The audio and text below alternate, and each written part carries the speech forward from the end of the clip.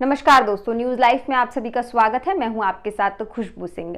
अब बिहार में नए तरीके से बंदोबस्ती होगी बालू की, यानी कि अब जो बालू की बंदोबस्ती है दरअसल अब वो 5 साल के लिए ठेकेदारों को दी जाएगी और इन सबके बीच में जो पर्यावरणीय स्वीकृति है वो भी अब ठेकेदारों को खुद ही लेनी होगी और ये सब कुछ होगा राज्यों की डीएम की देखरेख में। बिहार में नए सिरे से होगी बालू की बंदोबस्ती, राज्य के सभी डीएम को मिला जिम्मा।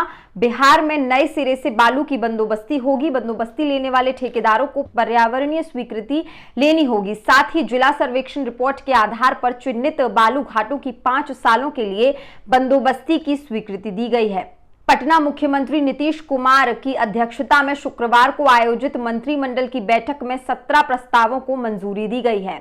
इसमें बिहार बालू खनन नीति 2019 में संशोधन और नई बिहार स्टार्टअप नीति 2022 को स्वीकृति दी गई है। इसके साथ ही पटना में hotel Pataliputra Ashok Bankipur bus stand परिसर एवं सुल्तान पैलेस की भूमि पर 45 वर्ष की लीज पर 5 सितारा होटल के निर्माण व संचालन करने की स्वीकृति कैबिनेट से भी मिल गई है। यानी कि मुख्यमंत्री नीतीश कुमार की जो शुक्रवार को आयोजित मंत्रिमंडल की बैठक थी उसमें 17 प्रस्तावों को मंजूरी दी गई, जिसमें ये बालू और खनन का भी जो प्रस्ताव था इसको भी स्वीकृति दी गई है, जिसके तहत अब 5 साल के लिए ठेकेदारों को ये बालू के जो एरियाज हैं वो दिए जाएंगे और इन सबके बीच में ये जो पूरी चीज है इसकी देखरेख अब जो राज्यों के डीएम हैं वो करेंगे। बालू खनन नीति 2019 में संशोधन के तहत बालू घाटों की बंदोबस्ती अब जिलाधिकारी के स्तर पर होगी। 5 साल तक बंदोबस्ती होगी।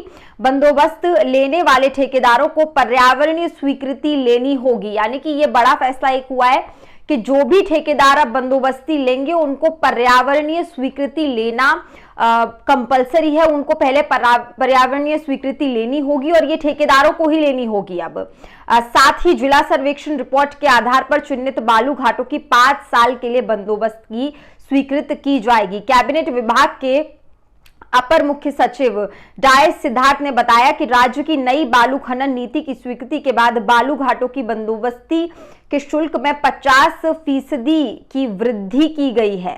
अब बालू घाटों की बंदोबस्ती 5 साल के लिए जिलाधिकारी द्वारा ई नीलामी सह टेंडर के माध्यम से होगी, यानी कि ई नीलामी सह टेंडर के माध्यम से ये बंदोबस्ती दी जाएगी। इसमें 50% की वृद्धि भी की जा चुकी है और ये डायस सिद्धार्थ ने बताया है कि राज्य की नई बालू और खनन नीति की जो स्वीकृति है उसके बाद ये सारे बड़े फैसले लिए गए हैं। अब बालू घाटों की बंदोबस्ती 5 सालों के लिए जिलाधिकारी द्वारा ई नीलामी सह टेंडर के माध्यम से दी जाएगी। एक ये बड़ा फैसला लिया गया है और 5 साल के लिए दी जाएगी और पर्यावरणीय स्वीकृति अब ठेकेदारों को खुद लेनी होगी।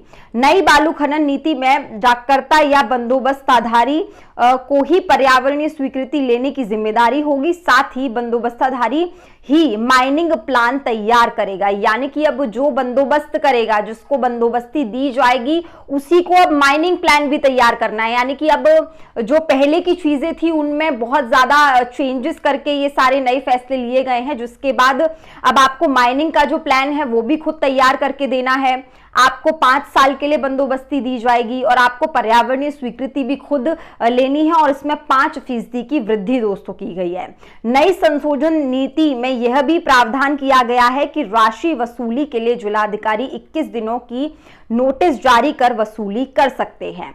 अब जिला अधिकारियों के लिए इसमें जो बड़ा फैसला लिया गया है वो ये है कि अब आप 21 दिनों की नोटिस जारी करके और उसके बाद आप वसूली कर सकते हैं। यानी कि 21 दिनों के लिए आप ठेकेदारों को नोटिस देंगे और उसके बाद आप पैसे की वसूली उनसे कर सकते हैं। ये सारे बड़े फैसले लिए गए हैं नीतीश कुमार यादव की मंत्रिमंडल बैठक में, जिसमें 17 प्रस्तावों को मंजूरी मिली है, जिसमें से ये भी एक प्रस्ताव था।